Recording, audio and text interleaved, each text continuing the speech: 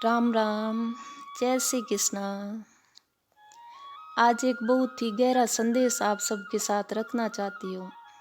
बहुत लंबे समय से मेरा मन था ये बोलने का, पर मुझे इतना समय नहीं मिल पाया था।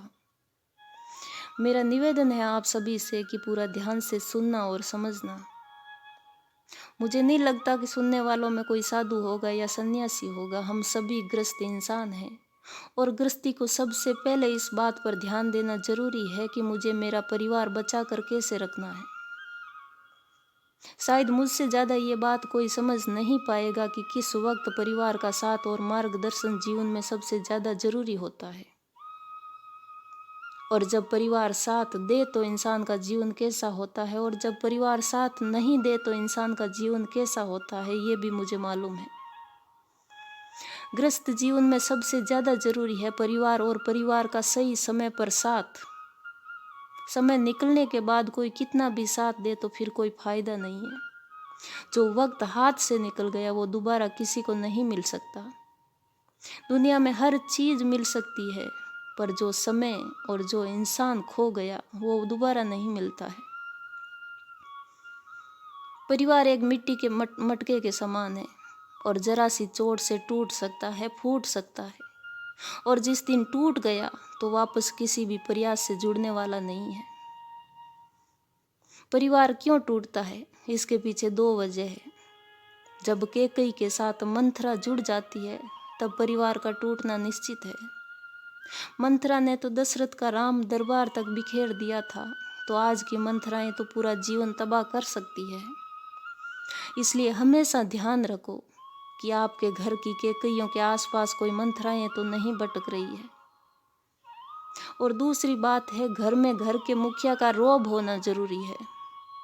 घर के प्रत्येक सदस्य पर घर के मुखिया का डर होना जरूरी है। जब घर के मुखिया का डर परिवार पर नहीं रहे तो परिवार टूटेगा, परिवार बिखरेगा। आज हर घर में घर के सभी छोटे बड़े सदस्य घर के मुखिया बनकर रहते हैं। इसलिए परिवार में संस्कार, आचरण, व्यवहार, वाणी, मान, मर्यादा सब कुछ चला जा रहा है। घर के मुखिया का दबाव बेहद जरूरी है अपने परिवार पर, अगर परिवार बचाना है तो। ये किसी एक परिवार की बात नहीं है, हर एक परिवार का यही हाल है। बदल रहा है संसार, अपना आकार बचाना होगा। बदल रहा है संसार, अपना आकार बचाना होगा। बदलते समय के साथ अपने जीवन का विस्तार बचाना होगा। अगर बचाना चाहते हो अपने अस्तित्व को, तो सबसे पहले हमें अपना परिवार बचाना होगा। अब ध्यान से सुनना। मेरी प्रार्थना है आप सबसे। आप दिन भर दुनिया की हजारों बातें सुनते हैं। मैं 2 मिनट का समय चाहती हूँ, बताती हूँ कि हमारे जीवन में परिवार कितना जरूरी है। परिवार मात्र बीवी और बच्चों का नाम नहीं होता। परिवार कभी नफरतों से भरा कोई पैगाम नहीं होता। परिवार कभी अपनों के एहसासों का गला घोटा नहीं करते, और बड़े बुरे हालातों में परिवार कभी मुंह नहीं मोड़ा करते। परिवार सदा अपनों की उम्मीदों को ऊंची उड़ान देते हैं। परिवार सदा अपनों की उम्मीदों को ऊंची उड़ान देते हैं। जीवन की हर एक मुश्किल को समाधान देते हैं। परिवार अपनों की प्यास में गंगा और यमुना की धार बना करते हैं। अगर फंस जाए बीच भंवर में नाव तो पतवार बना करते हैं। जहाँ भाई को बाजू का बल समझा जाए और प्रत्येक सदस्यों को मिलाकर राम दरबार समझा जाए। परिवार वही है जहाँ बहू सीता अनुसुईया जैसी हो, मर्यादा का मान रखे गायत्री गैया जैसी हो। परिवार वही है जहाँ दादा दादी का मान सुरक्षित है। परिवार वही है जहाँ संस्कार वाला वरदान सुरक्षित है। परिवार साथ हो तो बच्चे इतिहास रचा कर रख देंगे। सुंदर कर्मों से एक नया आगाज रचा कर रख देंगे। परिवार साथ हो तो बेटी धरती आकाश नाप डाले। परिवार साथ हो तो बेटी धरती आकाश नाप डाले। हर प्रयास से पूर्ण सफलता का विन्यास नाप डाले। परिवार साथ हो तो संतानें कृष्ण राम जैसी होगी। परिवार साथ हो तो संतानें कृष्ण राम जैसी होगी। हो वरदान विधाता का तो अटल कलाम जैसी होगी। टूटा परिवार तो टूटेगा भारत माता का हर सपना, और टूट जाएगा भारत वंश यदि सोचेंगे हम सब अपना अपना। टूटा परिवार रावण का अंश तलक ना बच पाया, टूटा परिवार रावण का अंश तलक ना बच पाया। लाखों की संख्या में थे पर वंश तलक ना बच पाया।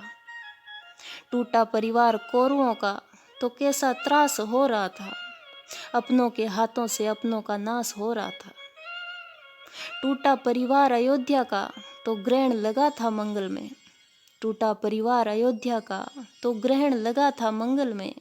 14 वर्षों तक भटके थे प्रभु लखन सिया संग जंगल में।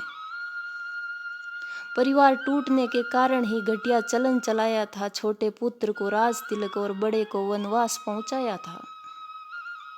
परिवार टूटने के कारण ही क्रंदन श्रवण हुआ था, परिवार टूटने के कारण ही दशरथ मरण हुआ था। तो इतिहासों में दबी हुई इन भूलों को जिंदा मत करना, इतिहासों में दबी हुई इन भूलों को जिंदा मत करना। चंदन जैसे मनुष्य जीवन को शर्मिंदा मत करना। रामायण के कैकेयी मंथरा के किरदार को मत दोहराना, रामायण के कैकेयी मंथरा के किरदार को मत दोहराना। कौरवों और पांडवों से टूटे परिवारों का उदाहरण मत बन जाना। दुर्योधन जैसे भाई बनकर नफरत द्वेष मत रखना, घर की दीवारों में कले कपट का परिवेश मत रखना। ये कले कपट के स्वार्थ तुम्हें टुकड़ों में बांट रहे हैं, 100 साल पुराने बरगद की हर शाखा छांट रहे हैं। आप परिवार को मुट्ठी बना कर देखिए, भाइयों के साथ प्रेम का दीप जला कर देखिए। आप परिवार को मुट्ठी बना कर देखिए, भाइयों के साथ प्रेम का दीप जला कर देखिए। अपनी पत्नी को सदा पद्मावती सिखलाइए, अपनी पत्नी को सदा पद्मावती सिखलाइए। माँ सती सीता का सुंदर प्रतिबिंब दिखलाइए। माता पिता के चरणों की धूल का तिलक कीजिए, और जहाँ तक संभव हो सके माता पिता कहे वही कीजिए। और अंत में एक बहुत ही बड़ी बात, दिल को छू लेने वाली बात बोलती हूँ कि जिस इंसान के जीवन का कोई स्वामी नहीं होता है, कोई मालिक नहीं होता है, उसके जीवन पर अधिकार जमाने के लिए हजारों लोग आ जाते हैं।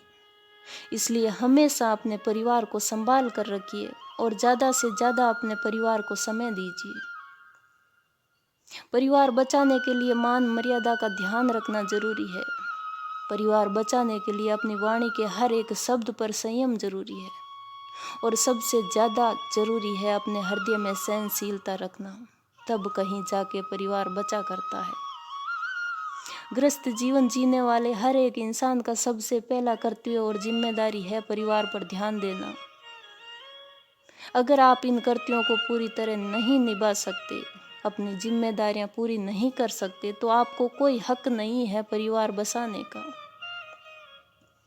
दुनिया में सबसे पहले परिवार है, फिर आपका जीवन है, और फिर उसके बाद में दुनिया है। इसलिए सबसे पहले परिवार पर ध्यान दीजिए, फिर अपने जीवन पर ध्यान दीजिए। उसके बाद में अगर समय बचता है तो आप दुनिया पर ध्यान दीजिए।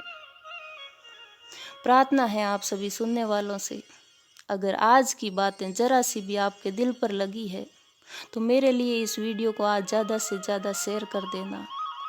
सुनने के लिए आप सबका बहुत बहुत आभार। जय श्री कृष्णा।